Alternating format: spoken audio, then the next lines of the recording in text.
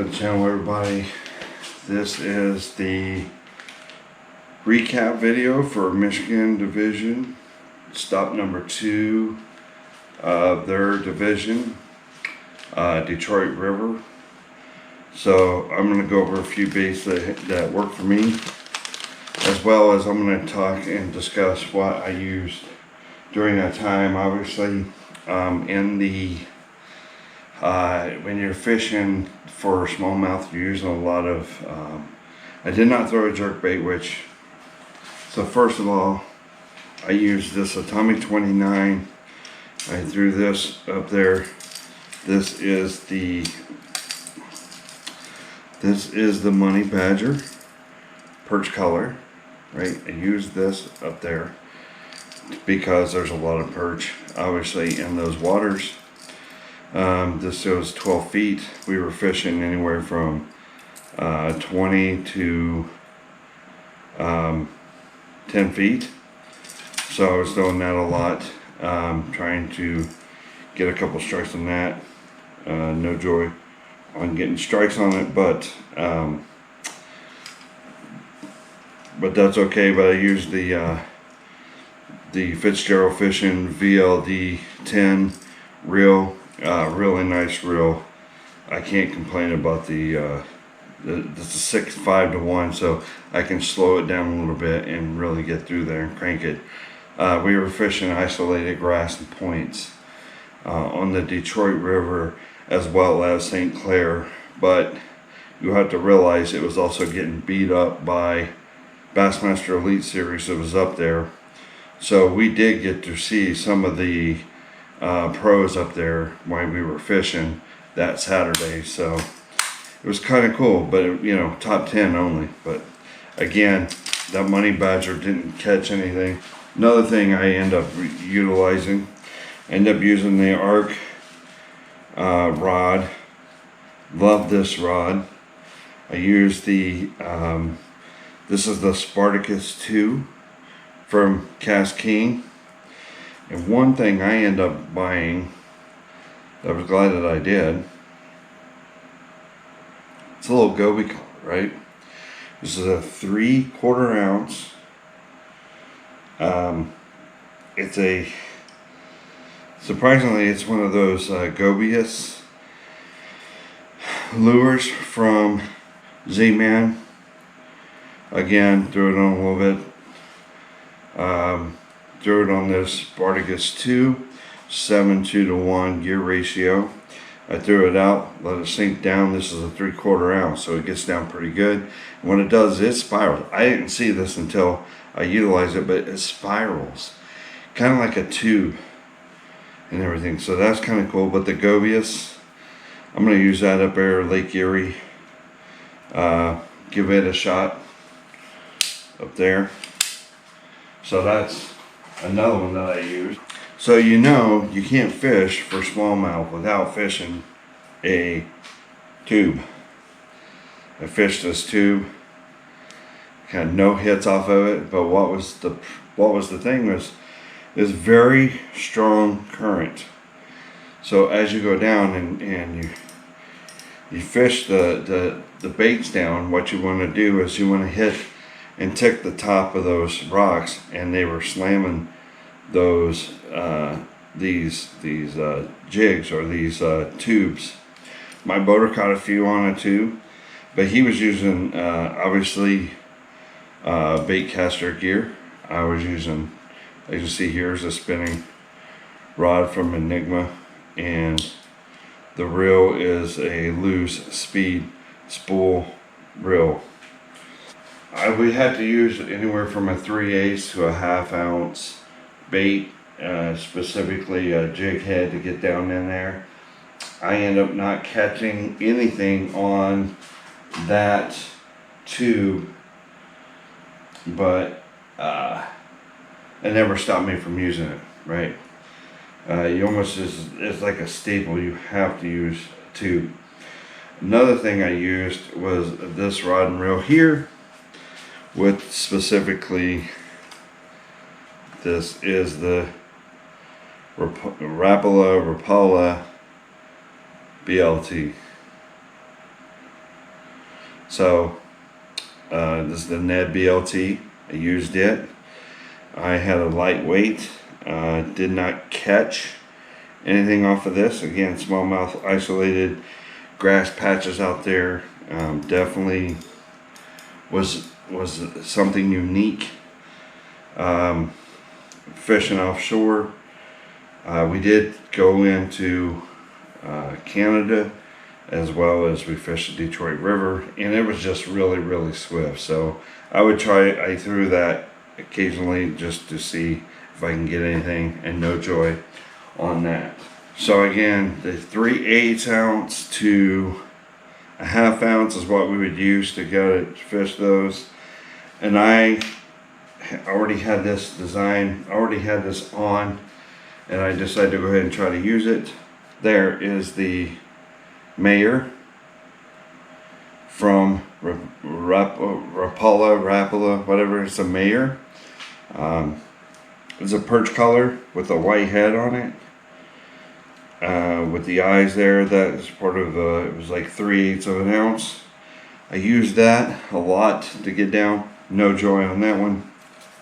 Came on an arc rod. This is a medium heavy fast action.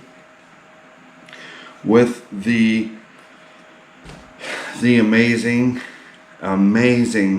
7 reel. This is one of my favorite reels. Not gonna lie. I'm actually going to pursue and see if I can get sponsored by St. Croix or 7 Company, because this reel is amazing. It is absolutely amazing. This reel with this rod, fantastic. Not very expensive reel. It's probably about 120 bucks. The rod itself is 60 bucks. So you're looking at, $180, and you have a great combo. And then you gotta buy your fishing line. All my fishing line I use is P-line. My bread and butter. The most iconic thing I've ever used. This is a 7 reel spinnerbait. This is a catalyzer 7-foot medium extra fast action. And this is my drop shot setup. 3/8 ounce weight. Usually go a little bit lighter if you can, but the way the current was, you had to do a 3/8 or a half in order to keep it down in there. I have 15-pound P-line braid with this is a 10-pound test tactical fluorocarbon leader. I would use the Woo tungsten like pencil weight, and I used, this is baits from Canada that I ordered. It's on my channel. I ordered this here specifically, is called bait fish. First thing in the morning I used, this is it's called the jerk, right? So I used this particular collar. This is called Bombshell. This Bombshell collar, I use it on my owner hook, as you can tell here. I just feed it on. It's got the keeper there. I just feed it on, and bam, and that's how I was catching them. I did the same thing with this. This is the ones I caught. This is what I caught my PB on this year thus far for a smallmouth, and this is called the Bombshell, the jerk from Crush City. I had to go through Canada to buy it. Now, one thing I did not throw, and I wish I would have thrown this sooner, was this little guy. This is called the Suspect. Okay, the Suspect with a kind of a 90-degree bend. This is a Mega Bass. I don't even know what they call it, but it's a Mega Bass connected or little spinner there, kind of like your little. But this would have probably killed out there on St. Clair, and I lost it, and I finally found it, but it was already too late. We were back in Detroit River. And then of course, oh, I'm sorry, this was actually the smelt color. I said it's the bait fish color, but it's actually a smelt color. Right here it is. Again, it's the jerk from Crush City, from Canada. There it is. It's the super TPE stretchy stuff they can use there. Absolutely love this up here, especially with the smallmouth. You can feed this on there. You can use it with a jig head. There's several different ways of doing it. I used it. This is a smelt. This is the bombshell, and this is how I use the smelt color on my drop shot. And again, it's probably what 12 inches in the leader, maybe a little bit more, 14 inches. But that bait would stand there and just do its thing, and they attacked it. Now my boater caught all his fish, or majority of his fish, either on a tube or the flatworm from Berkeley, which is the brownback flatworm. But yeah, I end up making, I think it was, shout out to my boater Nick Neves. He was a Coast Guardsman. I'm a retired military, Air Force. So we're both veterans. It was kind of neat to be with a coastie. He knew the waters very well. He ended up with 5 fish, and I can't remember exactly what it was. I'll have to pull it up, but I know I finished with 3 fish, 610, and I did get a picture, and I'll actually put it up here, posting up with me holding my fish up, and those are my updated ones. But that one was 3-1, so I had nothing to beat the big bass, but it was all a bunch of smallmouth, a few largemouth, but a lot of smallmouth. I was super excited for that. So this right here,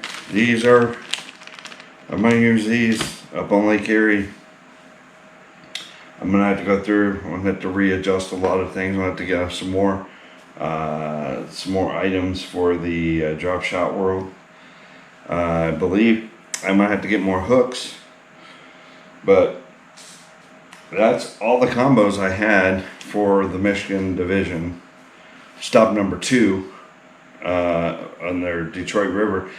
They actually have 5 tournaments out of Detroit River. I was going to fish a few more, but with Buckeye division, I'm fishing 2 more, and then I'm done. Hopefully I'll make regionals. It's on Kerr Lake this year, so obviously these points from Michigan division do not go toward my Buckeye division. It only stays within the division, so top 45 of your division will actually go to the regionals unless you win. Then you're automatically into the regionals, but you have to fish a couple others.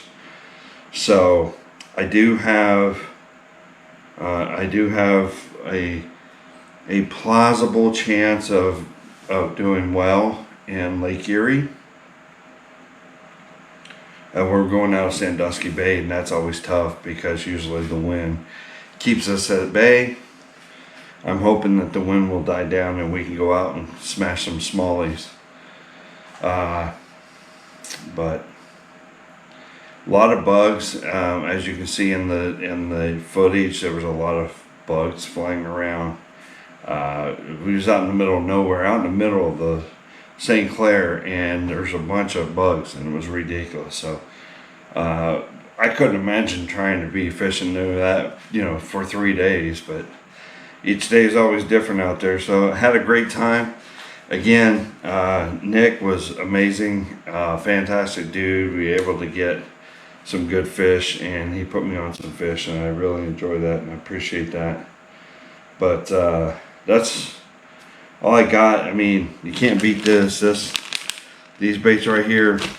I would like to see more of those being utilized. I'm using them again, Lake Erie for sure. I'll even use them probably up in Indian Lake. So, but that's all I got for this video. I hope you enjoy these little things. I apologize for being kind of late, but being a lot of work, a few things are happening at work where I was gone on trips. So hard to film when you're out on trip and work. So, but I appreciate it. Thank you for swinging by as always. God bless, Tamarins. We are out of here.